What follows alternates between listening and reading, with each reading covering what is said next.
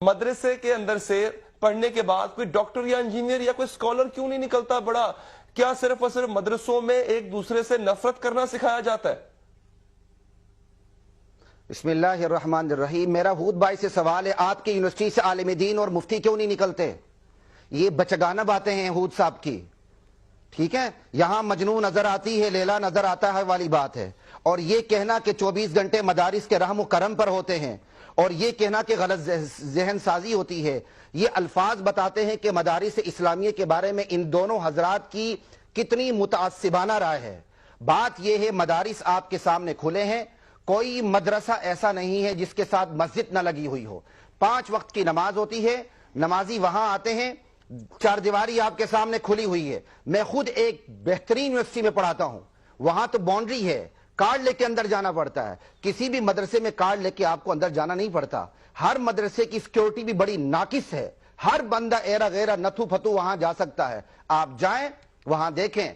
आपके मुल्क के वजीर दाखिला कह रहे हैं मदारिस में दहशतगर्दी नहीं होती, और यहां हूद साहब बैठ के कह रहे हैं कि मदारिस में दहशतगर्दी होती है। मदारिस को फंडिंग होती है वैसे? अल्हम्दुलिल्लाह जिहाद ही होता रहेगा, फंडिंग होती है। रंगीनी हम मदारिस में नहीं बनाएंगे। बात यह है, बचगाना इल्जामात से कोई बात नहीं होती। हूद भाई मुझे साबित कर दे पाकिस्तान में एक मदरसा जहां फौजी तरबियत बाकायदा हुकूमत ने दी।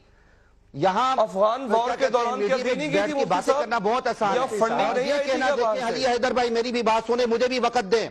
ये कहना कि 24 घंटे रहमो करम पर होते हैं, उसका जवाब इसी से पता चलता है मदारिस के बारे में आपका जहन क्या है। अल्हम्दुलिल्लाह मदरसे के रहमो करम पे होते हुए आज मैं सईद अली हैदर के सामने बैठा हुआ हूं। मैंने एक गार्ड का पानी नहीं पिया हूद भाई की तरह, मैंने एक गार्ड का पानी नहीं पिया जनरल एजाज साहब की तरह। मैंने गार्ड का पानी पिया है, मैंने लॉ भी किया है, पीएचडी भी की है, मदरसे में भी पढ़ा हूं और अस्तगफिरुल्लाह मखलूत तालीम भी हासिल की है। लेकिन अल्लाह पाक की कसम खा के कहता हूं, जितना मदारिस का निजाम साले तकवा अमल पर मबनी है, ये दुनिया की जामियात इसका तस्वुर भी नहीं कर सकती। मुझे यह बात बताएं। ठीक है, आपका पॉइंट आ गया। तालीम ने इनकी नई नस्ल का बेड़ा गर्क करके रख दिया हुआ है।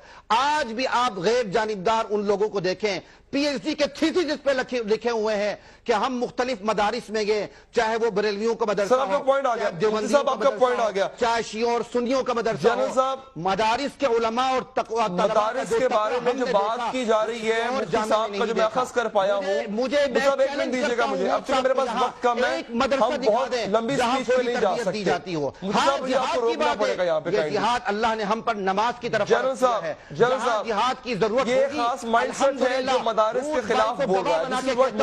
अगर खुदा न खास्ता हमारे मुल्क पे कोई क्या कहते हैं बुरा वक्त आया, हूद भाई तो शायद यहां से भागेंगे। ये मदारिस के तलबा फौज के शाना बशाना होंगे इंशाअल्लाह।